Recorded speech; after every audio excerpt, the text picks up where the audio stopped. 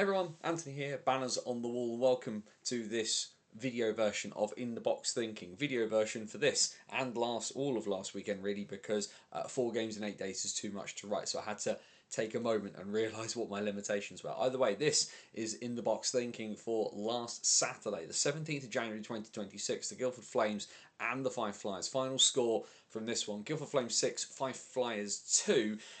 Jake Gravel, Travis Brown, Cole Yulee, Matthew Gosselin, and 2 goals from Jack Jacome for the Flames, Anton Carlson after 39 seconds, and Logan Nielsen for the Flyers in this one.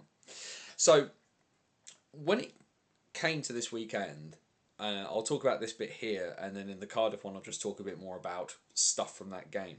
But this weekend was circled on my calendar for a couple of reasons. One, because this is the only home and home double header that the Flames have this entire season, so I knew that this one was going to be a bit of an interesting weekend where my plans were going to change, and I would have to beg for some forgiveness from the wife because I have a son and he's the number one priority for things.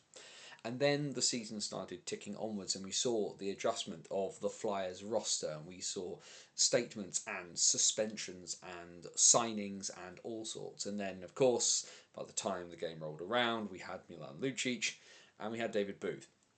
Now, the controversies around Milan Lucic aside, I obviously was anticipating him to be a factor in the game. And what I didn't want to happen during the commentary was to go too much into the topic of conversation about Lucic and his bits and pieces outside of hockey. It's been had quite a bit, and I have my own opinions on that, but actually the thing I was really conscious of during the broadcast was people are not there for that bit right there, right now. We can have those discussions, and we did have that discussion on the What's Current stream around the time of his signing, but I was really, really conscious of the fact that this was about the hockey for that bit, and that's where that kind of needs to focus. David Booth, on the other hand, was a slightly different kettle of fish, not just because obviously he's not quite as big a name in the hockey sphere as Milan Lucic, although if you've not read the article with him that was on the NHL website, do, because it was really good. But as somebody who has watched Australian ice hockey since 2009, I was really conscious on that morning, and it just sort of struck me that after all of these years of watching hockey from Australia, that this was the first time I was going to get to commentate on a Goodall Cup winner. And I know it sounds really, really silly, but from my commentary style, a lot of it has been influenced by a lot of the people that I listen to on the regular. And as a Washington Capitals fan, that's Joe Beninati from the TV broadcast and John Wharton from the radio broadcast. But there's also folks here that have influenced my commentary style. It's people like Joe Scutts, Chris Gadsby, Ed Kimberley, Stuart Coles, one of my oldest friends in the sport, John Bullard, who I've known for a really long time as well. But I'd be lying if I said that those folk in Australia and their commentary hadn't influenced me as well. People like Michael Clough, Stephen White, Peter Lambert, more recently Eric Balnar, who commentates in Adelaide and stuff. And it was just this sort of really surreal moment. I've talked about these sort of weird circular moments as I've made this transition across to commentating on the regular. But to be able to commentate on the same player that a few months ago was winning the Goodall Cup in Australia, there was just a little pang of this is a really interesting, really cool moment for me personally, and that kind of connection to some of those people and some of those friends I've made watching ice hockey in Australia. The prep, as I do for these kind of things, is no different really. Obviously, we know that Fife are a very, very different team from some of the other teams in the league, so I just wanted to be prepared for as the game came. And of course, if you want to watch the highlights of this game, they'll be down below.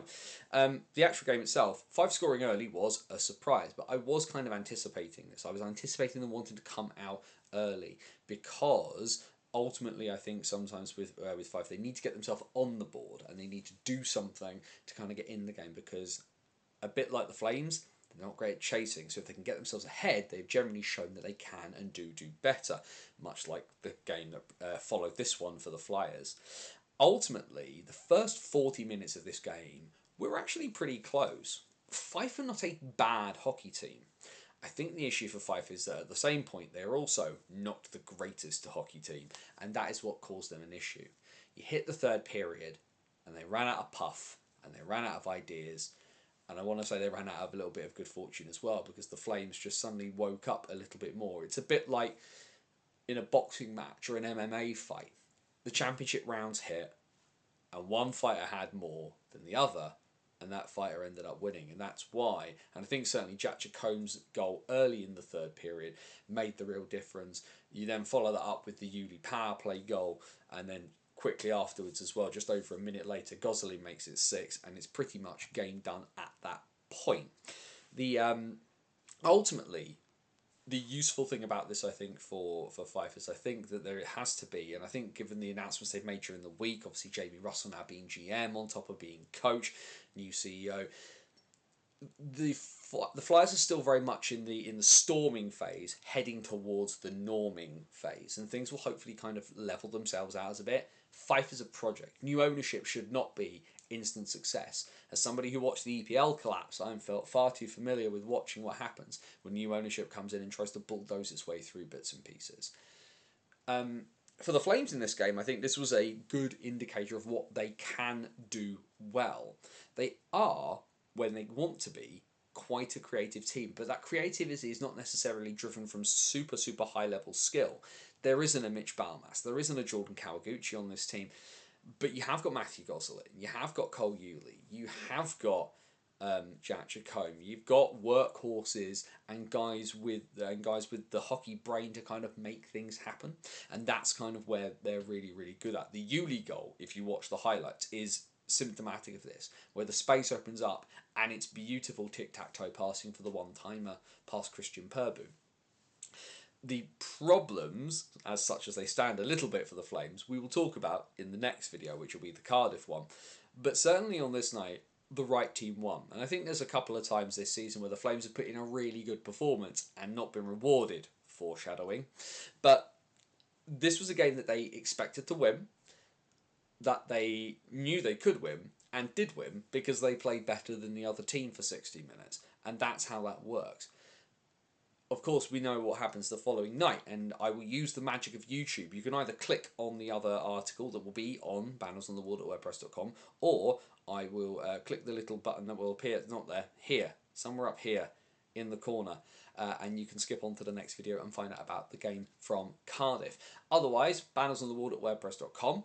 Follow, head over to the website In The Box Thinking for my commentary journey with the Guildford Flames, as well as hockey stories. Do go check out some of our pieces I've done. There's been some really great interviews we've done over the last little year, and of course the last piece that came out was We've Come a Long Way Together, my interview with two of Britain's best up-and-coming goalie prospects in Luca Tasadri and Tyler Delabertouche. Otherwise, Flames TV for when Guildford are playing at home, and the What's Current stream, which this week will be on Friday the 23rd.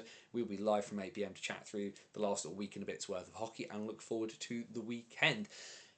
But yeah, head up here, click the link to the next video for the game against Cardiff. Otherwise, for Banners on the Wall at WordPress.com, this is Anthony Russell saying stay safe, and so long till next time.